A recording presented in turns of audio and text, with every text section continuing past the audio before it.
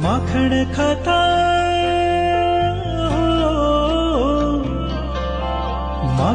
ખાતા નહોતું આવડતું, મુખ હતું તારું એઠું રે.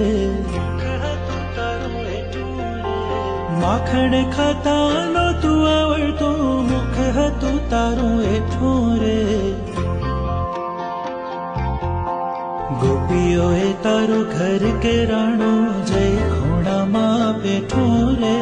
ગોપીઓએ તારું ઘર કેરાણું જય ખૂણામાં બેઠું રે. ગોપીઓએ તારું ઘર કેરાણું જય ખૂણામાં બેઠું રે.